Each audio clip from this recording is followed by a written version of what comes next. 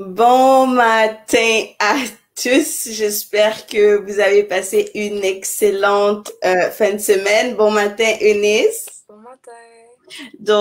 Aujourd'hui, nous allons traiter sur un sujet. Je sais que à chaque semaine, je dis que c'est un sujet important, mais ce sujet, je crois que c'est la base de notre vie chrétienne. Alors, on va traiter sur la prière.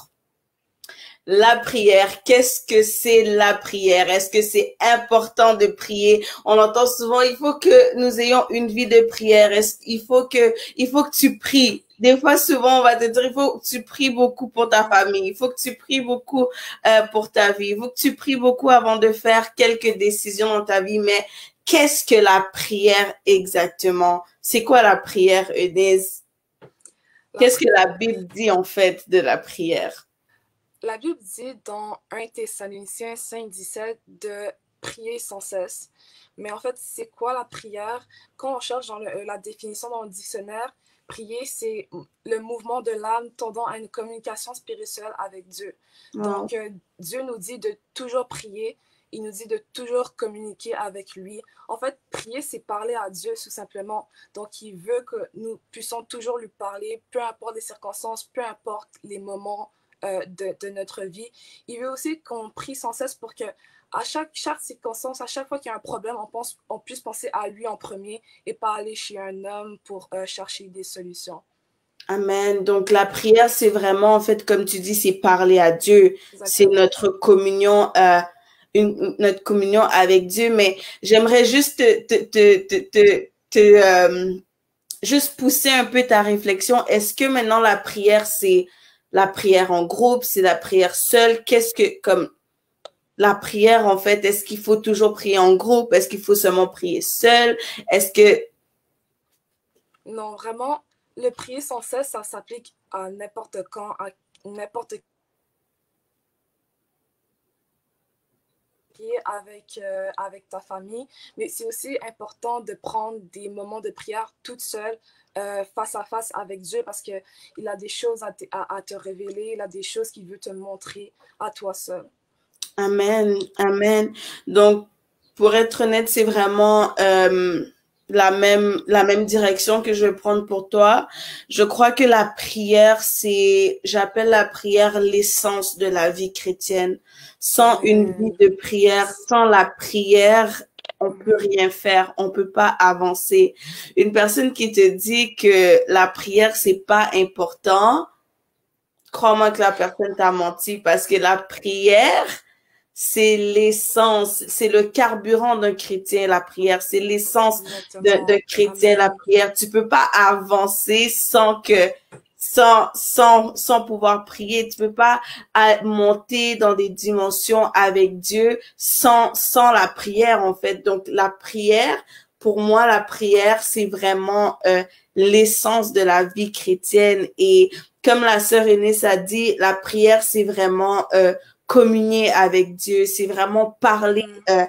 avec Dieu. La prière, c'est ce qui nous met en contact direct avec Dieu, ce qui nous met en connexion directe vraiment avec Dieu. C'est donc la prière, c'est vraiment le contact en fait que tu as avec Dieu, la Ouais, exactement. conversation que tu as avec Dieu, donc le contact direct que tu as avec Dieu.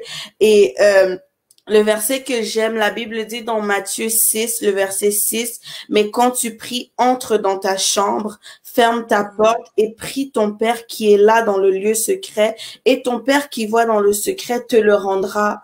Donc la Bible dit que quand tu pries, entre dans ta chambre et ferme la porte et prie ton Père qui est là dans le secret. C'est comme ce que je demandais à Eunice tantôt, c'est que est-ce que la prière, c'est la prière seulement de groupe ou la prière personnelle? Qu'est-ce qui est plus important? Et comme Eunice a dit, c'est vraiment, en fait, les deux sont importants, mais tu peux pas être capable de prier en groupe sans être capable de prier personnellement, de prier Mhm. seul. La Bible dit que lorsque tu pries, entre dans ta chambre. Donc, ça veut dire que c'est un moment personnel avec toi et avec Dieu. Lorsqu'il y a des prières que c'est pas des prières de groupe qu'il faut seulement faire, mais il y a des prières que il faut que j'entre dans ma chambre, j'entre dans le lieu secret, je ferme la porte, j'enlève toute distraction qui peut m'empêcher d'entendre Dieu clairement, qui peut m'empêcher de vraiment de tourner vraiment mon cœur au complet vers Dieu et de juste vraiment se focaliser sur Dieu, en fait. Se focaliser sur Dieu. La prière nous permet de nous focaliser sur Dieu et Dieu lui seul.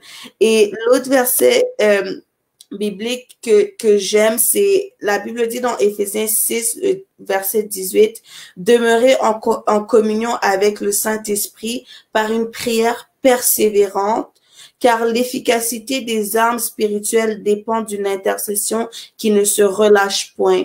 Restez donc alerte et vigilant, attentifs aux occasions favorables, remplis de l'esprit, plaidant avec une insistance infatigable pour tout ce qui vous aura mis à cœur. Occupez vos veilles à crier à Dieu, à intercéder pour ses serviteurs.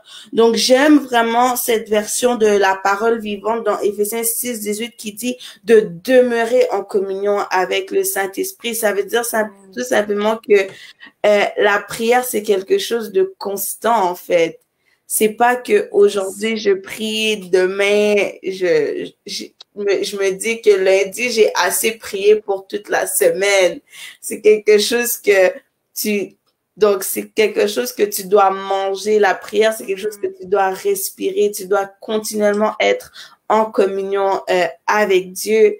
Mais maintenant, Eunice, pourquoi la prière est si importante? Pourquoi on prend tellement du temps à dire à une personne, tu dois prier pour ta vie? Ou même la Bible nous dit, comme je dis, de demeurer continuellement en communion avec le Saint-Esprit. Pourquoi c'est si important de prier? Un premier point, je pense qu'on l'a déjà dit, c'est pour rester en communion, en relation avec Dieu. C'est important de savoir que quand tu pries, tu ne pries pas dans le vide, tu ne pries pas à un mur ou à un statut ou peu importe, tu pries à quelqu'un qui va te répondre. Jérémie 33.3 dit « Invoque-moi et je te répondrai, je te montrerai les choses cachées que tu ne connais pas. » Donc, quand tu pries, Dieu, il t'entend. Il t'entend, il t'écoute et il te répond. La Bible dit aussi Dieu répond tantôt d'une manière, tantôt d'une autre. Donc, il va te répondre à qu'est-ce que tu demandes. Et aussi, j'aime bien quand tu as dit la prière, c'est vraiment le carburant d'un chrétien. Parce que moi, je trouve aussi la prière, c'est le carburant d'un chrétien. Je compare ça comme aussi une flamme, en fait, qu'on doit entretenir. J'aime ça quand tu as dit que prier, c'est quelque chose qui doit être constant. Si on prie pas constamment, chaque jour, chaque semaine, cette flamme-là peut s'éteindre facilement. Et c'est pour ça que la Bible dit très bien prier sans cesse, parce que Dieu il sait que la prière, c'est une flamme qui peut se refroidir facilement et le diable va faire en sorte que tu pries moins pour rentrer dans ta vie. Et c'est pour ça que, comme j'ai dit, il faut toujours prier chaque jour. Prends un temps, un moment dans ta journée. Je sais qu'on a tous des horaires chargés, mais il faut vraiment faire en sorte que tu aies un moment tout seul, face à face avec Dieu. C'est pour ça qu'il y a aussi la prière, ça prend de la discipline. La discipline, c'est pas seulement à l'école ou au travail ou dans nos projets, mais la discipline, c'est aussi dans les choses de Dieu. Donc, voilà, c'est ça. Amen. Wow. J'aime vraiment ce que tu dis, c'est que la prière, ça prend de la discipline. Je crois que souvent on se retrouve, peut-être même moi et toi personnellement, tu devais prier, mais il y a tellement de choses. Par exemple, tu prends ton téléphone 2 secondes, tu arrives à faire 30 minutes et ça juste mange ton temps sur ton temps de prière. Je crois que malheureusement, aujourd'hui, la prière, c'est toujours quelque chose que nous sacrifions, que la plupart des chrétiens sacrifient. OK, par exemple, j'ai un meeting important ce matin, mais je vais prier moins. je vais sacrifier dans mon temps de prière. Au lieu de sacrifier dans mon temps de sommeil, je vais me dire, OK, au lieu de prier 1 heure le matin avant de sortir de la maison, comme aujourd'hui, je dois sortir 30 minutes en avance, mais je prends 30 minutes de prière au lieu de 1 heure de prière. Je crois que la prière est quelque chose que nous sacrifions tellement aujourd'hui, que plusieurs chrétiens sacrifient tellement et qui ne devraient pas, en fait, parce que la prière, comme je dis, la prière, c'est l'essence de la vie. C'est pas normal, en fait, que la dernière, tu te demandes, en fait, quand est-ce que c'était la dernière fois que je me suis mis à prier, que j'ai vraiment prié. Et si tu dis, oh, j'ai seulement prié avant-hier, il y a un problème. Parce que comme Eunice, elle disait, c'est quelque chose que tu dois faire constamment. La prière, c'est quelque chose que tu dois faire constamment. Et je crois que la prière, pourquoi la prière est aussi importante, même Jésus l'a dit dans Luc 18:1, Jésus, il adresse une parabole aux disciples juste pour montrer qu'il faut toujours prier. Pas qu'il faut simplement prier quand il y a des problèmes, simplement prier quand il y a quelque chose, des situations qui arrivent dans nos vies, mais qu'il faut toujours prier et ne point se relâcher. Et je crois que les bénéfices, donc l'importance en fait de la prière, tu as déjà, comme on disait, c'est l'essence de la vie. Donc Dieu peut te révéler des choses dans la prière. Ça te permet de vraiment être en communion avec Dieu et de connaître sa volonté pour ta vie, de te positionner à connaître. Lorsque nous prions, nous permettons à Dieu d'agir dans nos vies. Nous permettons à Dieu d'agir sur la terre parce que pour agir sur la terre, Dieu a besoin d'un homme. Et lorsque nous nous mettons à prier, c'est comme Dieu peut maintenant, OK, il peut commencer maintenant à relâcher. Il peut maintenant commencer à agir. Il peut maintenant commencer. C'est pourquoi dans Ézéchiel, le chapitre 22, la Bible dit qu'il cherche seulement un homme qui pourra se tenir à la brèche, qui pourra prier pour la nation. Parce que lorsque tu pries, tu permets à Dieu d'agir non seulement dans ta maison, non seulement dans ta vie, non seulement dans ta famille, mais même dans ta nation. Donc la prière permet à Dieu, c'est comme le go de Dieu lorsque j'arrive pour prier et que comme la Bible dit dans Matthieu 6:6, je m'éloigne de toute distraction et je me mets à prier. À ce moment-là, c'est comme si je dis à Dieu, vas-y, tu peux faire ce que tu veux. Tu peux commencer ce que tu veux faire. Et l'autre importance aussi de la prière, je me dis que dans la prière, c'est dans la prière que Dieu nous forge. C'est dans la prière que Dieu change nos caractères. C'est dans la prière que Dieu met sa semence en nous. C'est dans la prière que Dieu commence à nous transformer. La Bible dit dans Luc 29 que que Jésus est allé prier à la montagne et il a pris avec lui Pierre, Jean et Jacques. Et la Bible dit que pendant qu'il priait, pendant que Jésus était en train de prier, l'aspect de son visage changea et son vêtement devint d'une éclatante blancheur. Donc dans la prière, Dieu nous donne l'allure qu'il veut. Dans la prière, Dieu, on donne la permission, on permet à Dieu de pouvoir nous transformer à son image. Et lorsque les disciples ont vu que Jésus avait une face complètement, un visage complètement différent, ils se sont dit, mais qu'est-ce qui se passe? Qu'est-ce qui se passe? Qu'est-ce qui se passe? Mais ça montrait juste que Jésus était en train encore de prier et de demander à Dieu de faire sa volonté dans sa vie, d'accomplir sa volonté et de lui, en fait, mettre les caractéristiques en lui qu'il avait besoin pour la mission. Et souvent, on va se dire que, on est fatigué, par exemple, Dieu, ce que Dieu, la volonté de Dieu est trop grande ou est trop lourde ou quoi, mais des fois, on est tellement fatigué ou on n'arrive pas à comprendre les choses parce que on manque de vie de prière. On manque de vie de prière alors que la prière est supposée nous relever. Lorsque tu sors d'un moment de prière, des fois on vient dans un moment de prière, on est tellement affligé, on est tellement fatigué. Mais lorsque tu ressors d'un temps de prière, même si tu n'as pas reçu encore la réponse que tu attendais de Dieu, c'est comme si tu es tellement fortifié, c'est comme si tu es tellement comme transformé, tu as l'assurance que mon Père qui est dans les cieux m'a entendu et au moment opportun, il répondra, il accomplira dans ma vie. Mais maintenant, euh, maintenant on parle de la prière. Je sais que on a parlé de la prière pour les familles, pour les nations et tout, mais il y a plusieurs types de prières. Quels sont les types de prières qu'on pourrait faire ressortir ce matin pour ceux qui se demandent peut-être comment prier ou à quelle occasion prier de telle manière, à quelle occasion prier d'une autre manière. Donc, quels sont les différents types de prières que la Bible nous enseigne? Un type de prière, ce serait la prière du combat spirituel.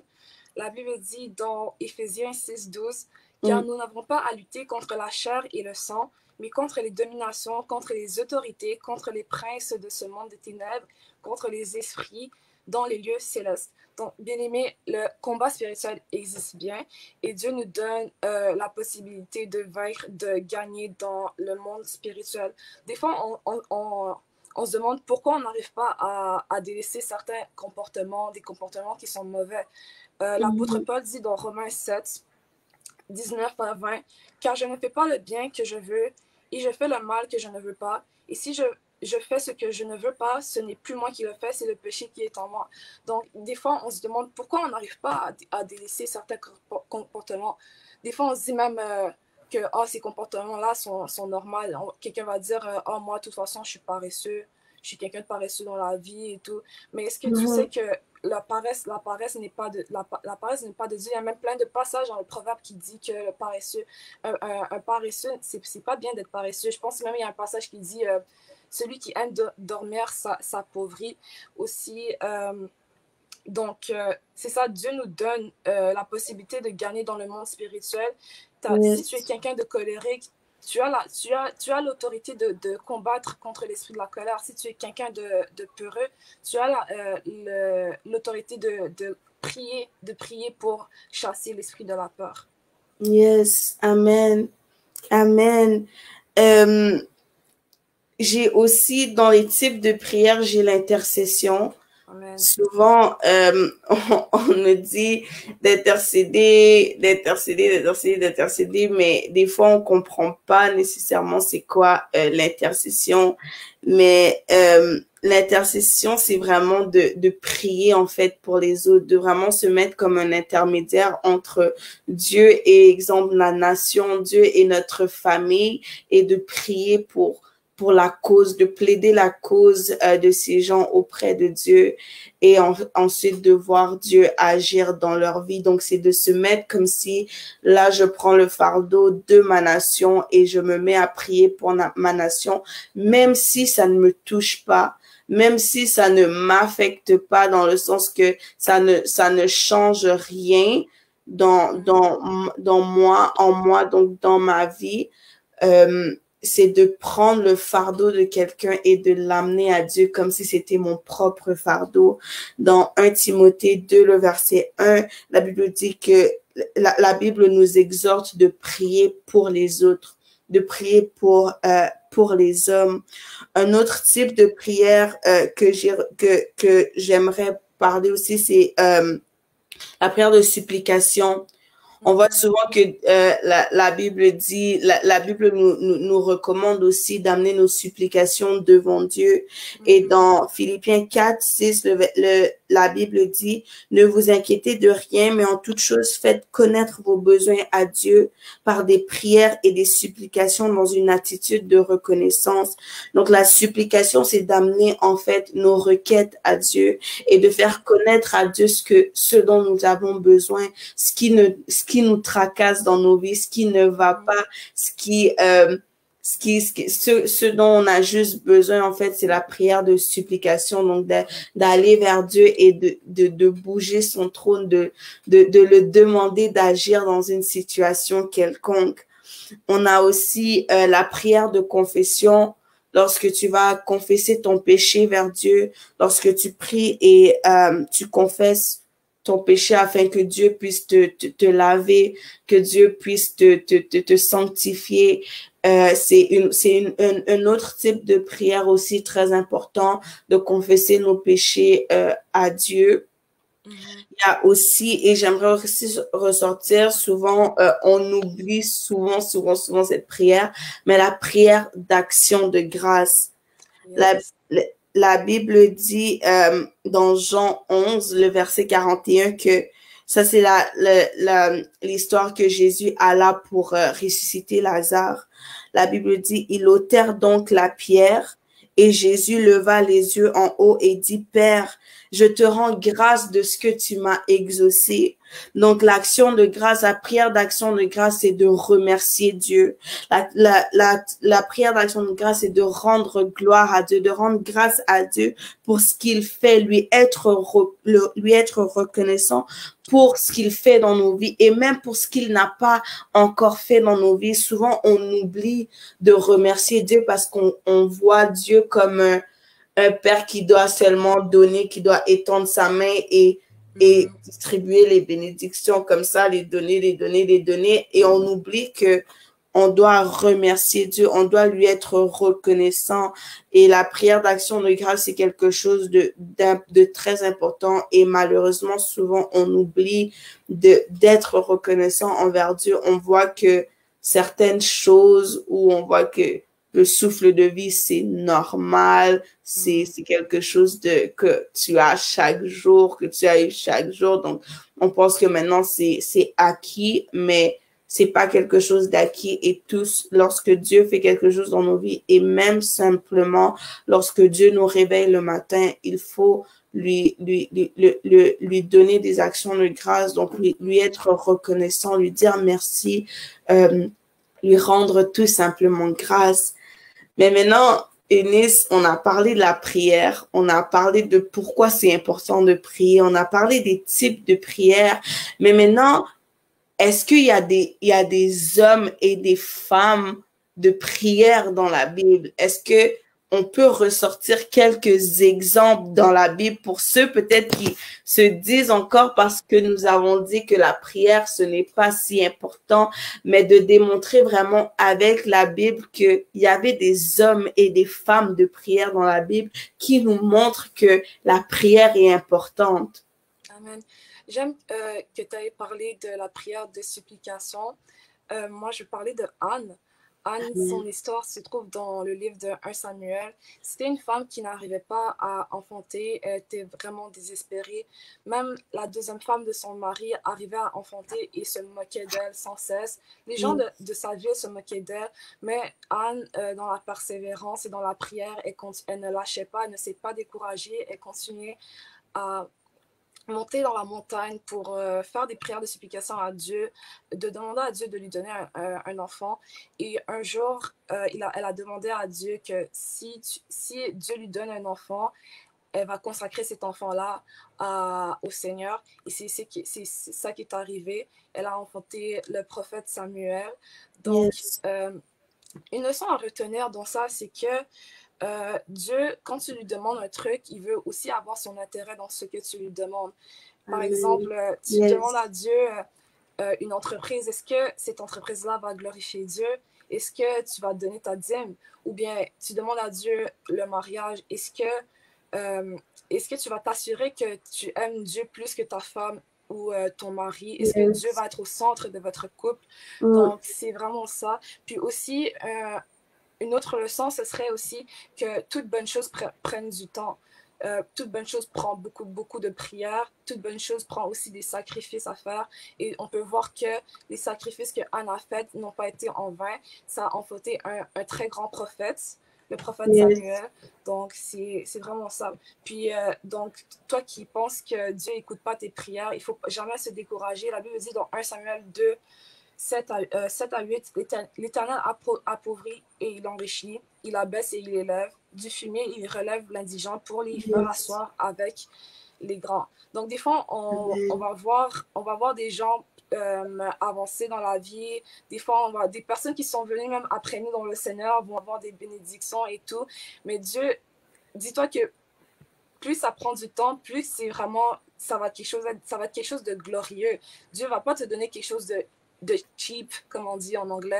Mhm. C'est ça, c'est juste ça que je veux dire. Amen. Wow, c'est vraiment fort ce que tu dis. Un autre homme dans la Bible que j'aimerais ressortir, un homme de prière, ça serait le prophète Élie. Mhm. Le prophète Élie, j'aime beaucoup, beaucoup, beaucoup le verset dans Jacques 5, le verset 17 à 18 qui dit, Élie était un homme de la même nature que nous.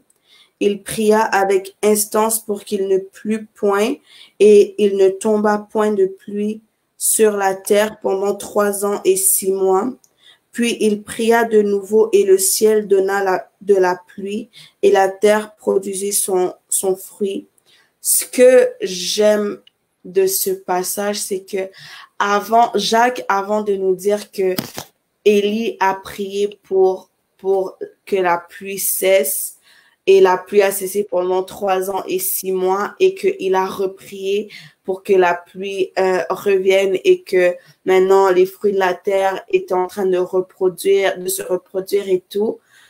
J'aime que Jacques dit un homme de la même nature que nous. Ça veut tout simplement dire que je me dis que s'il n'y avait pas cette partie-là dans la Bible, il y en avait peut-être qu'ils auraient pu dire, mais cet homme il est pas comme nous. Il était dans une autre dimension où il était juste un un autre type de personne. Mais la Bible dit que Jacques nous dit, Élie, un homme comme nous, donc un homme comme toi et moi, un homme comme nous, donc de la même nature que nous. Ça veut tout simplement dire que lorsque Élie a prié et qu'il a demandé à Dieu que la pluie cesse, qu'il ne pleuve plus, Dieu l'a exaucé, Dieu l'a exaucé. Et j'aime ce que tu disais, Eunice, c'est que Dieu a trouvé son intérêt dans la prière de Élie. C'est pas que Élie est venu et puis il a dit que la pluie arrête juste comme ça et puis ça termine et il n'avait pas de point il devait pas glorifier Dieu, mais par la prière d'Élie, c'était pour montrer en fait au prophète de Baal que mon Dieu est vivant, que mon Dieu est vivant et il agit encore aujourd'hui. Les prophètes de Baal croyaient que Baal était le Dieu qui répond aux prières, le Dieu qui agit, le Dieu de puissance. Mais lorsque lorsque Élie a arrêté la pluie par sa prière, tu vois déjà la puissance de cet homme par la prière. Et je me dis que pour être à l'aise à faire une prière comme ça, et être sûr que Dieu va t'exaucer, c'est parce que tu es un homme de prière. C'est parce que tu as une vie de prière. C'est parce que il y a quelque chose dans ta prière qui est différent. Donc, ça nous incite juste, en fait, à prier, à continuellement prier.